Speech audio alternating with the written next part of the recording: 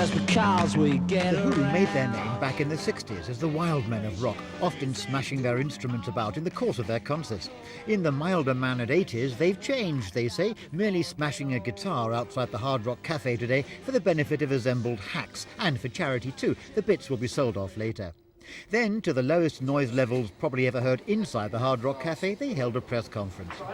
The Who are joining in with a large number of other senior singers in making a comeback.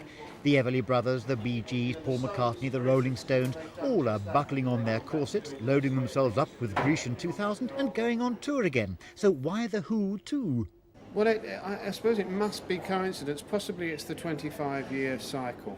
Maybe that's something to do with it. I mean, a lot of people have brought to my attention that Woodstock was 20 years ago, that Tommy was 20 years ago, the Who were 25 years ago, the Stones were 25 years ago. There's this anniversary consciousness that we get from Mum and Dad being married for, and so on.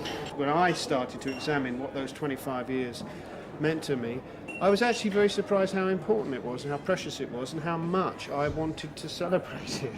Because after all, I did break the band up. I did leave it with a certain amount of acrimony. I left it saying that it was creatively dead. I left it saying that it had ended up destroying a lot of people that I loved. And I ended up, I think, even once on the South Bank show, saying that I thought rock and roll was finished as an art form. And a lot of people didn't even accept it as an art form in the first place. When I looked again at that 25 years, this anniversary, I thought, hey, it's a lot of good stuff there. I've preoccupied myself with the bad side. If you look at the good side, even for a second, it's got enormous weight. And the Who's British tour starts next week in Birmingham and comes to London on October the 23rd. Christopher Rainbow for Thames News.